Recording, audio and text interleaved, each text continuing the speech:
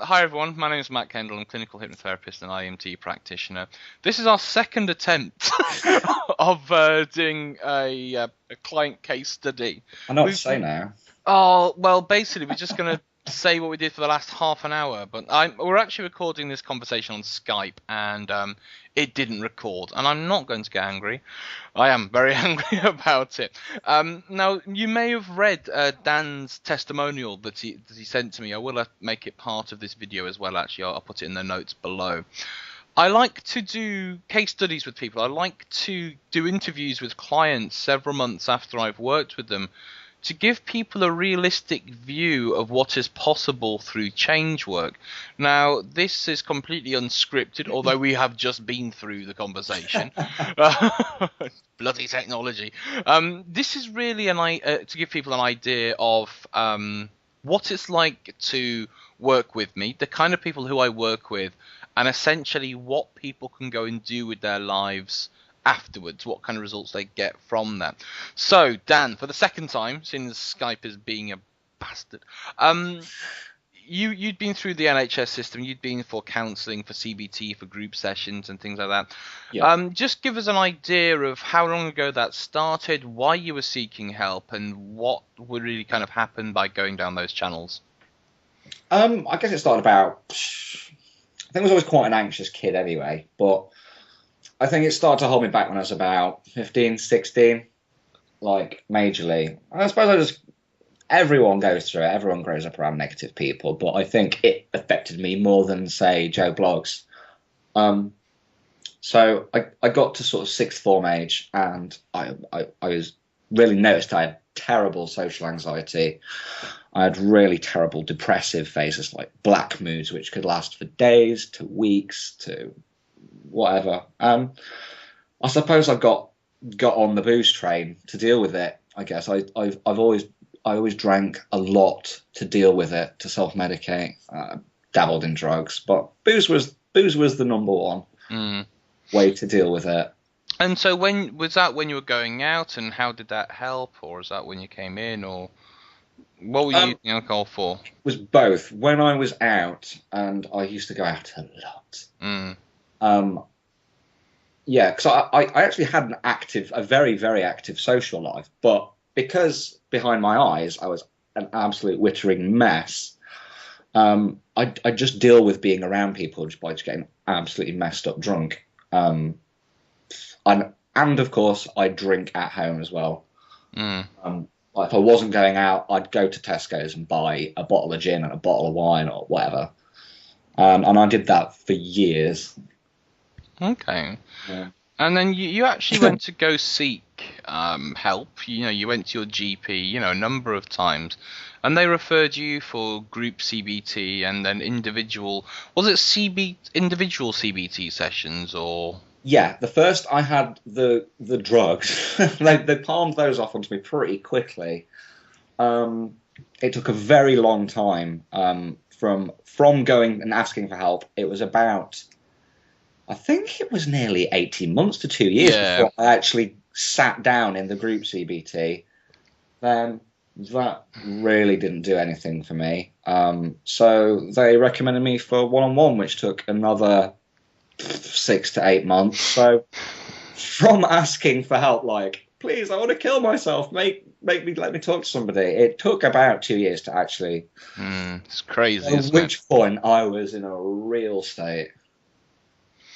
So, and this is when you were like a teenager, wasn't it? About 10 years ago. Yeah, the CBT thing's actually, just to clarify, that's relatively recent. That's happened in the past few years. When I Okay. was a teenager, I went in for just counselling, just whinging at someone for a bit. Okay. And they put you also on antidepressants, which you reacted badly to. Yeah, they were real bad news. I mean, I'm not saying it's going to be the same for everyone, but me personally, they really didn't agree with me. Yeah, I was like a zombie, a Mm. very miserable, sad, drinky zombie. So not the best effect. No, I Something went wrong there. was hoping for so much more. So, so you'd been from pillar to post. You'd been through the NHS. You'd Yeah. been it taken you a couple of years to even get to see for some help. Um, And that basically helped you to analyze the problems and work out why you were doing stuff, but it didn't Yeah, necessarily it was change like you. looking. Sorry, it like let me look at the anatomy of my behaviors and the vicious cycles therein. So that was good because it's like I could put a name to something. I could define what was happening. Yeah. But obviously, I still wasn't able to get out of my headspace and stop being so anxious and be productive with my day-to-day stuff. So you said you had black moods, everything like that. What was it like to experience one of these episodes, you would call it? How long did they last? What would trigger it, and how would you get out of it? I don't think I ever got out of it. Okay. But it's there's a whole spectrum. Like some days I just feel completely emotionally muted. Like I'd feel nothing. Like I'd be completely apathetic towards everything. Some days I'd just be really, really miserable, like really, really down. Some days I'd be really hyper and sort of violently happy, I guess, but that'd last very short. But I imagine each episode, sometimes it could last for days, sometimes for a few hours, sometimes for weeks on end. And would there be any things in particular that would actually spark an episode like that, or would it just be quite random? I guess it was quite random because I think it was just happening sort of constantly because obviously with social anxiety you have to talk to people in your day-to-day things. So I think it was just like generally hitting a nerve. Everything was striking nerves, I guess. Okay, so you were. It sounds like quite a bad time. You were drinking quite a lot to the point where it's affecting your health. Yeah. So you were drinking quite a lot to have to deal with it because the thing is with social anxiety, dealing with people is part of our day-to-day life, and it's where we get our most pleasure from as well, from relationships. And so you're having problems with dealing with people, social situations. It was having bad effects on your health.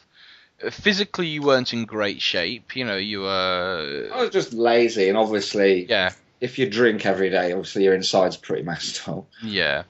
So so you were in pretty bad shape inside and out. And you originally found, so you were looking for help outside of like the standard NHS procedure, and you were you specifically looking for help, or were you just looking for advice and stuff when you actually found my blog posts? I think I was looking for advice. Okay. You did a lot of social skills work. It's like, well, maybe that'll sort me out. Yeah.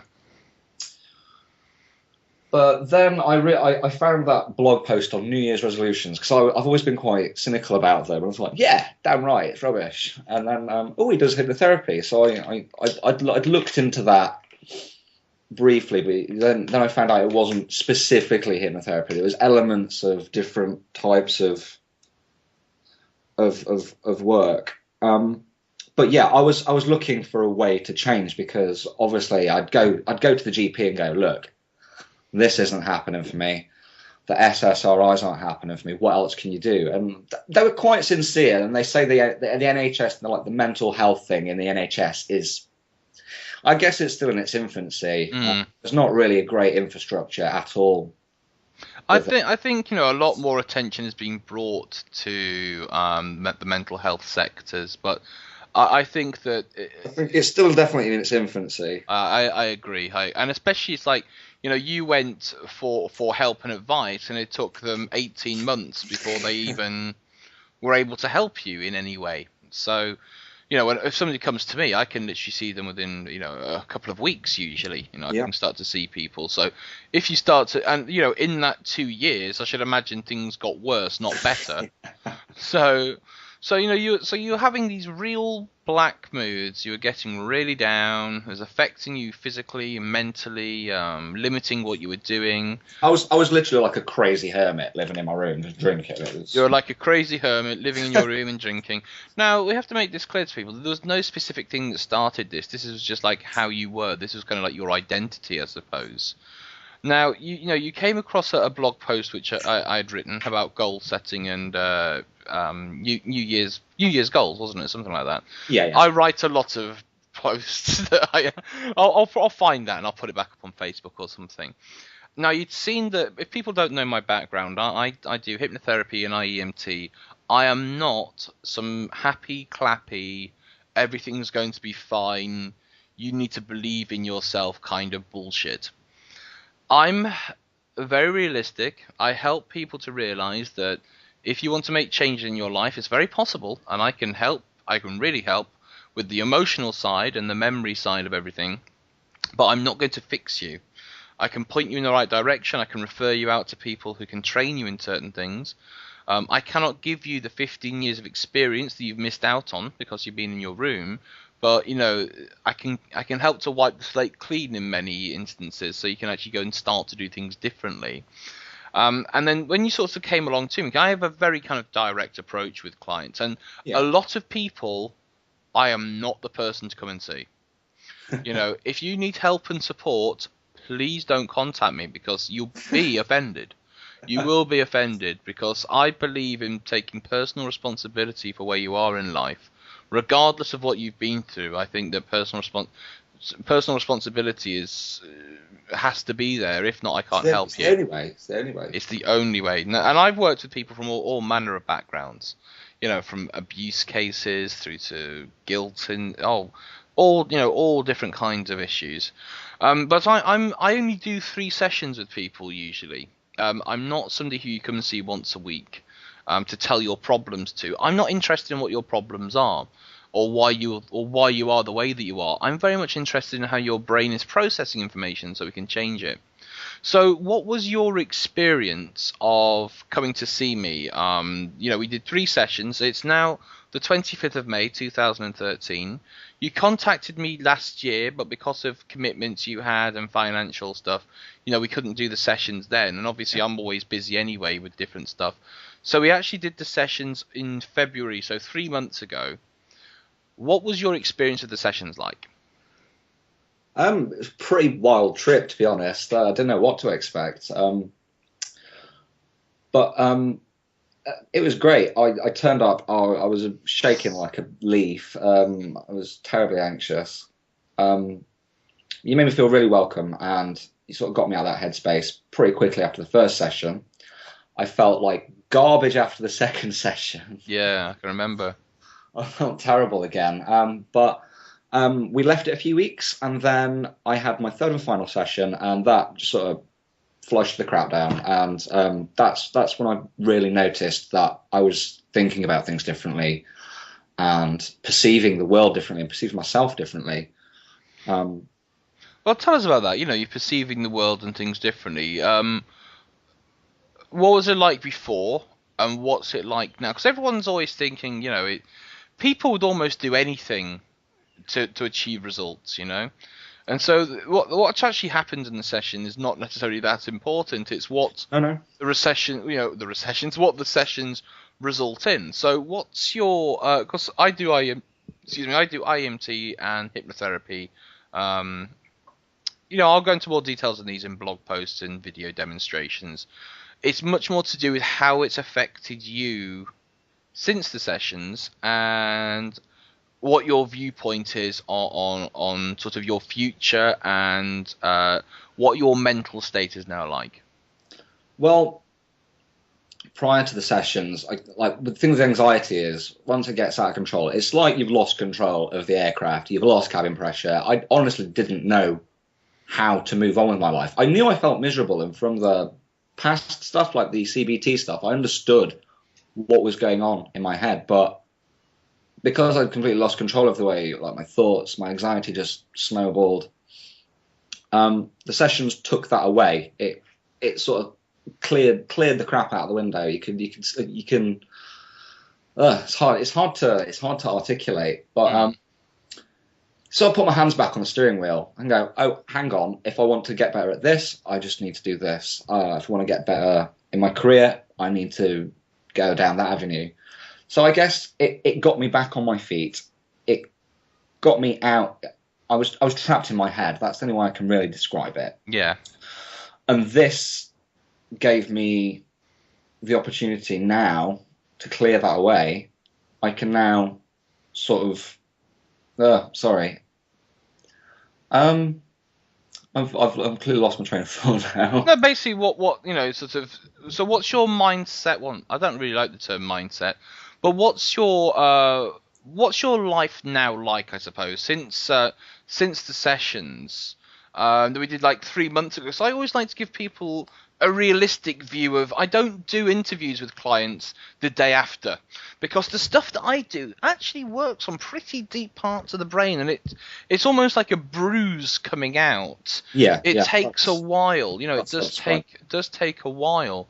So it's been 3 months.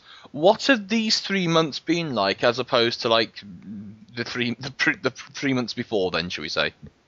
It's been a bit of an adventure, really, because I've worked on so much stuff. Yeah.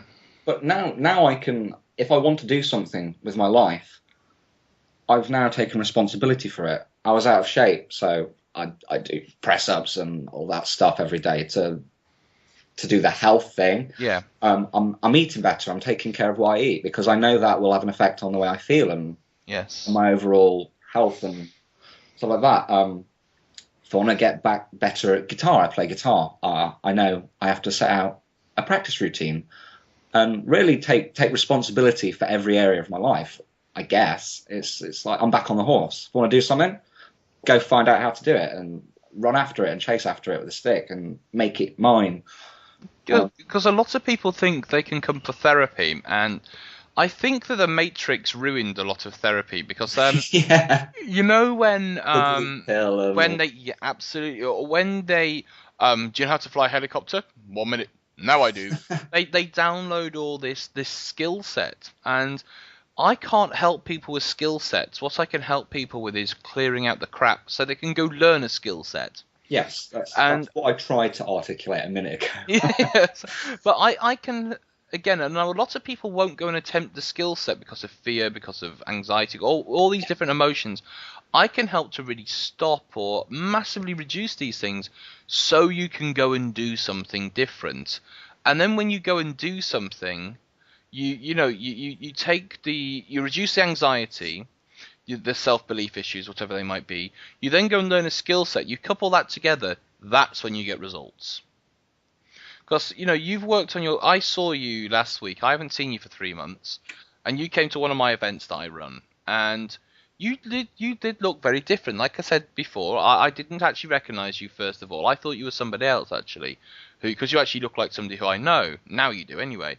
When I first met you, your hair was kind of quite crazy. It was, all kind of.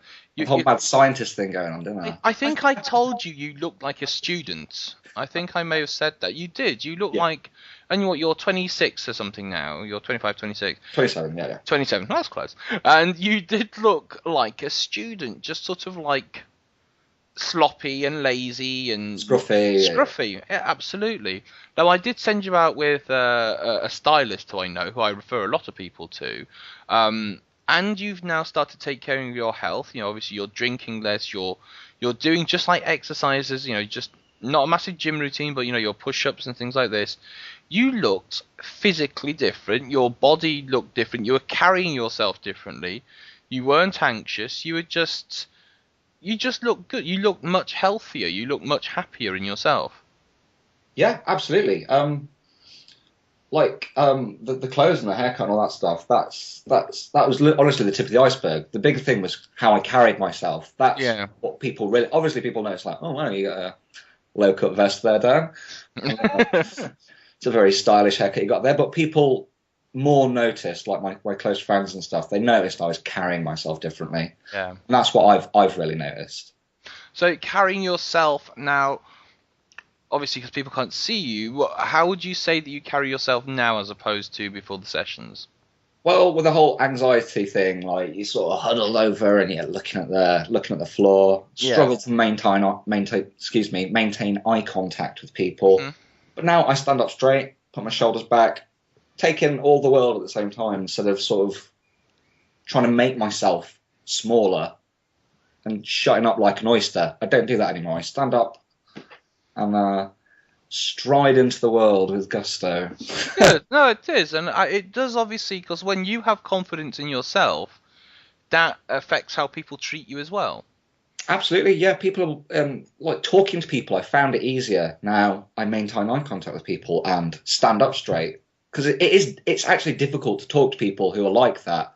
Yes. Because I work in IT and like I work in a university, so you've got these academics, so like stereotypical shy guys, and like what I talked to one guy and he was like looking out the door as I was talking to him because he was Yeah. really really shy and it was really hard work. So Mm. I realized like I must have been a pain to talk to all these years Mm. purely because I wasn't like taking part in the conversation. Yeah. Well, that's what anxious people are doing. They're always wondering. They're always in their own head, and Yes, not actually in the room. involved in the real world. And they're always thinking what's happening, what's going on, instead of just actually focusing on the conversation themselves. They're completely in their own head and bringing up all these different scenarios. So, we did these 3 sessions. I'll just explain a little bit how I kind of work with people. Like, people contact me, they fill out a form, and if I think I'm able to help people, I will book it in 2 sessions, about a week or so apart, and then I'll book in a third session, usually a few weeks later. This is not a coaching session. This is not a counselling session. This is a change work session. Everything that we do is about changing how your memory is working, about how your brain is processing information. It's not super clappy happy crap. It's not about boosting you up with confidence. It's about how to remove a lot of the negative crap in your life. Because if you remove all the negative crap, you don't have to feel super positive. You Oh know? no. I still have obviously my off days where Yeah. I still get anxious, but I'm dealing with it differently and I know what's happening and I feel like I'm in a position to sort of keep my hand on the steering wheel, even though it's getting a bit wobbly at times. It's an ongoing improvement. Yeah, of course. Of course. It'd be weird to just suddenly be amazing at everything. Like we Well, mentioned, the thing is, you it wouldn't doesn't be exist. you I'm wouldn't be able just, to handle that success anyway. no, absolutely It's not. like No. a lot of people who come to me. It's like I've actually worked with people who've won a lot of money, whether it be on the lottery or through inheritance. Yeah, and they usually blow it very quickly because they don't know.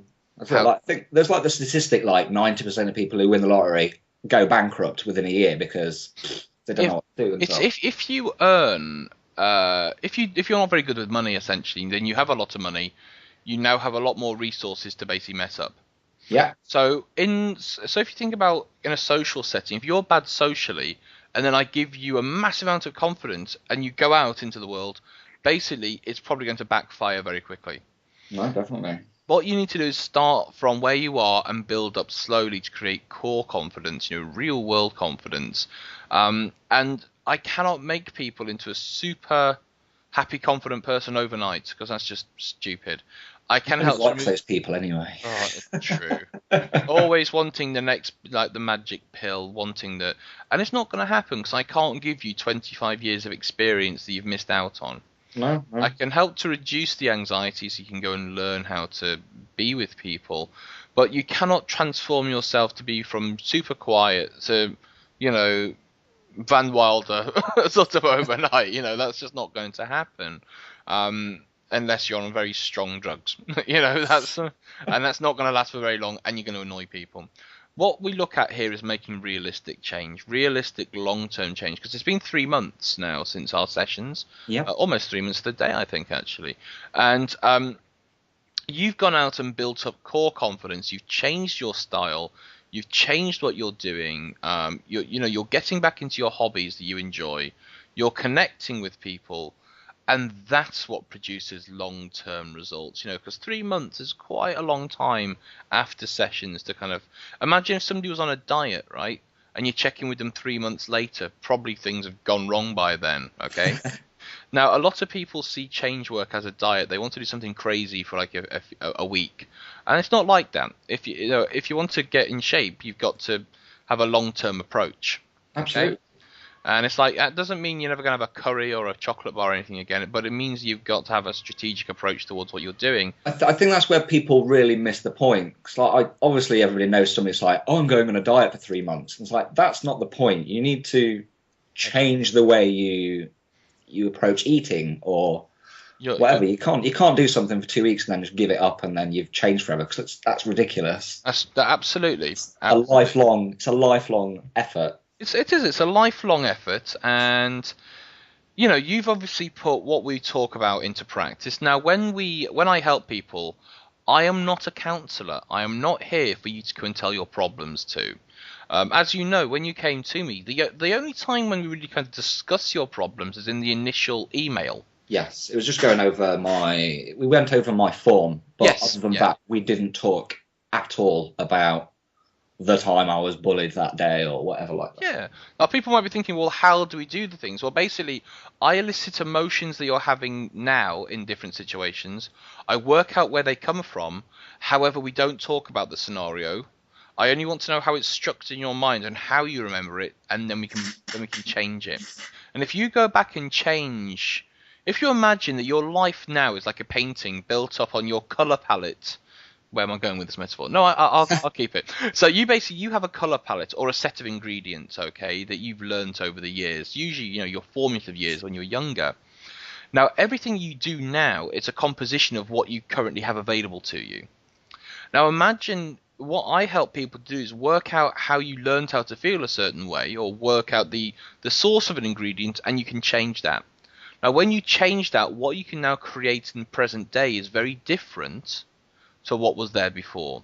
It's not overpowering something, it's just going back to realizing how you learned how to feel some way and changing it slightly. And that then has a knock-on effect. And that's what I did with yourself. You know, we worked out why you were just working on depression is not it's not the thing. It's like, imagine you have a bucket with holes in it and you're wanting to know why all the water's leaking. It's because there's certain holes. Filling it up with more water all the time or trying to understand why it's going out, that's not the point. You have to work on these holes. You need to sort those holes out before you start filling it up. I think that works. And so that's what I help with people. I actually work out how to actually plug these things up, and then it starts to create a solid environment to create change work. It's not overpowering feelings. It's understanding and balancing them out. So what was your experience of going back to these memories, changing them, and what kind of effect has that now had on your day-to-day mood? Well, what was specifically what we do was you got me to, okay, you feel this way today. When did you feel like this? Think of a time where you really, really felt this way. Yeah. And obviously it's not nice to do, because obviously you're thinking of a bad thing. But what we then did was we changed the way I feel and perceive that memory.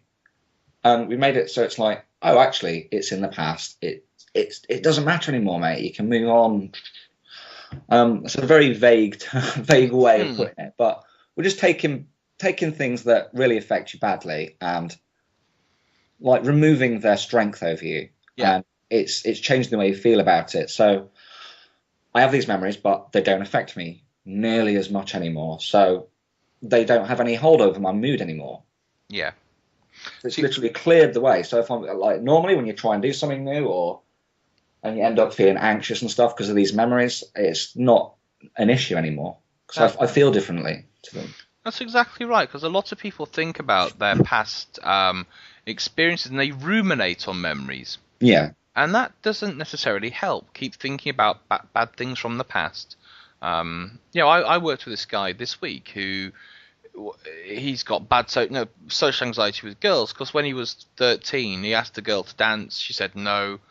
Everybody laughed at him, blah, blah, blah. He's now in mid-20s, and he still carries this around with him. And, you know, we obviously worked on this memory yesterday, and I spoke to him earlier on today, and I was like, how's that memory? He was like, what memory? And I was like, and I had to tell him what it was. He was like, oh, yeah, it's fine. Oh, that? Yeah, exactly. But when I first said to him, how's that? He was shaking. He was nearly in tears. And the reason is because when he was 13, he doesn't have the resources that he has now. However, however, when he accesses that state, it's almost like regressing back to that time. So what I help people do is I regress them back to certain times, but as you are now. So you can actually change your response to it. And basically, it just breaks down the power that these memories and these experiences have over you. It doesn't overpower it. It changes your ability to deal with it. And so basically, if you're able to deal with something, it's not a problem. So and a lot of people will be listening to this now who basically will have been in the same, or who are in the same situation as you were a few months ago. And they may be going to their GPs, they may be on different kind of meds and different kind of therapies, they might be reading all the self-help books, they might want to get super confident. This is kind of now, as we kind of bring this to a close now, this is your opportunity to, you've obviously come and worked with me, you've seen the results that this has, and this isn't now, a lot of people I am not suitable for. If you need care and support, I am not the person for you. If you want to change your life and change your experiences, I can really do that. So for those people who are listening to this thinking, should I contact him? What's your, sum up your kind of overall experience and what do you have to say to these people? I mentioned earlier that, like, if somebody had told me in a pub, like in January, that I wouldn't feel like cripplingly miserable every day for the rest of my life, I'd have told them to piss off and like that they were lying. But now I don't. It's been great. I've carried so much crap around with me for so long, and now we've taken away its venom. We've taken away its strength over how I perceive myself in the world, and I'm in a much better position. I'm back on the horse. I can do stuff. I'm not perfect. I've got a list of things that I need to work on, like my social skills obviously are lacking through being a crazy drunken hermit all these years. But now I can go out and work on it. I'm enjoying being around people.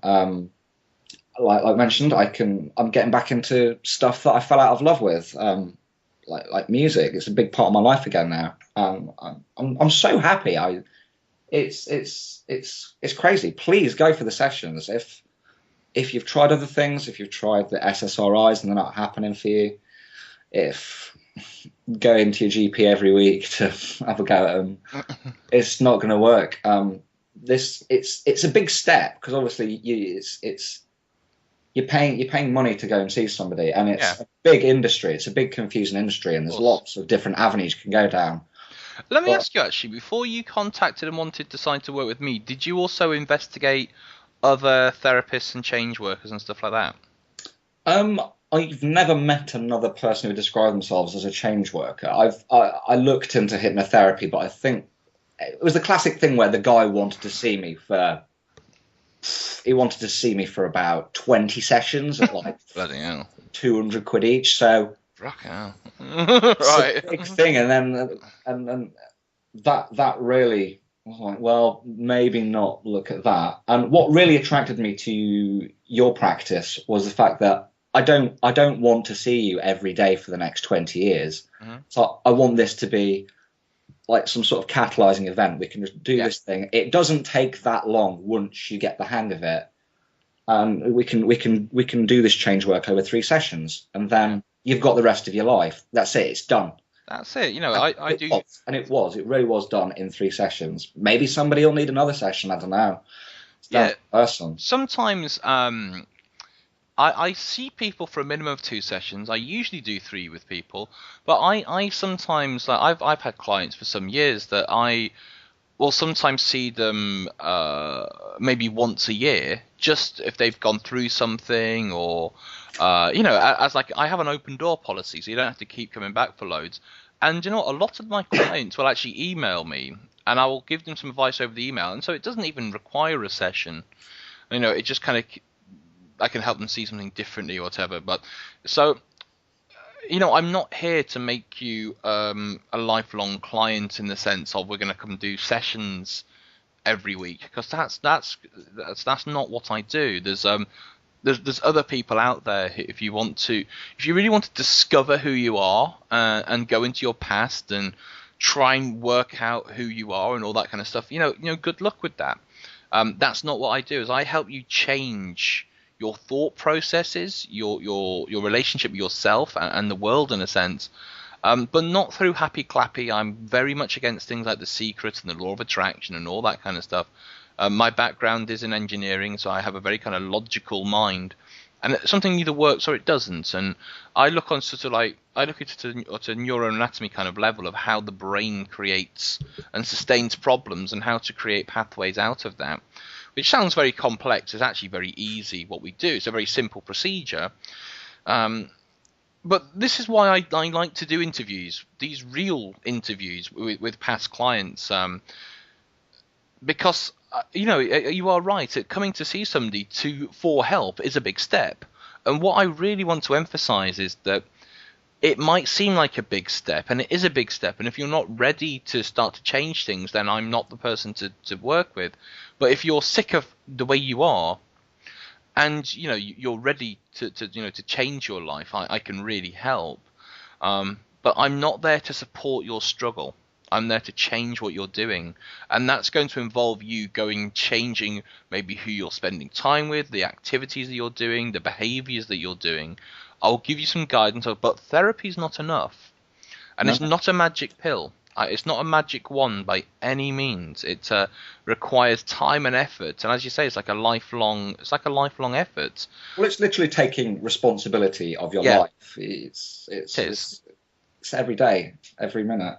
It's taking responsibility for your life and the way you want to take your life, and the experiences that you have, because it is your responsibility. No matter who you blame, I have people blame their parents, their siblings, their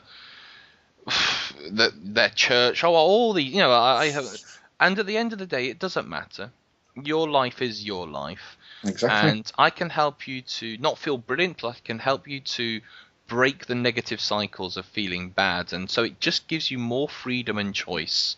And when you have freedom and choice, and when you do the things that you want to do, it creates different outcomes. It creates different experiences, because you're no longer sat at home drinking a bottle of gin, wondering why your life's crap. You're actually out there meeting people and taking pride in your appearance and in your life, and investing in yourself. And that's really what I can help people with. So the first thing to do is to drop me an email through the website. There'll be links for this, and I will tell you if I can help you or not. If I can't, I'll be honest, then I'll refer you to somebody else. If I can, then we'll look at booking in some sessions. I work from central London. Yes, it's not going to cost loads. I charge a fair price because I'm good at what I do, but you're not going to be tied in for thousands of pounds worth of sessions over the years. And you don't really talk about your problems. It's very much about your experience of what things like now and how we can change that on a biological level, as opposed to trying to work out, well, my dad's always no shh. It's very much about no, that's not what we're here to talk about. It's here to how change it. So if you want to dig into your past, loads of regression therapists over there. If you want to change what you're doing and to change your life, I'm here to possibly help you. So before we sort of sum all this, any kind of last words or anything to say before we sum this up at all? I don't even like gin. I don't know why I drank it so much. It makes you cry, doesn't it, does gin? But I'm annoyed that I didn't do this sooner. You are very fairly priced for what you do, because the value of what I got out of the sessions versus what I put in, like the cost of it, it's more than paid for itself. Yeah. It's crazy. I'd honestly wholeheartedly recommend check it out. It's really been great. It's a crazy trip, but it's worth it. Every day is worth it. Well, thanks very much for your time. Very well. I'm going to get this online. So we'll just close this now. So thanks very much for your time anyway, Dan, and long may it continue. Hopefully, you'll go on and you'll carry on getting the changes you're getting, and keep me posted, okay? Definitely. Anytime, man. Thanks. Cool.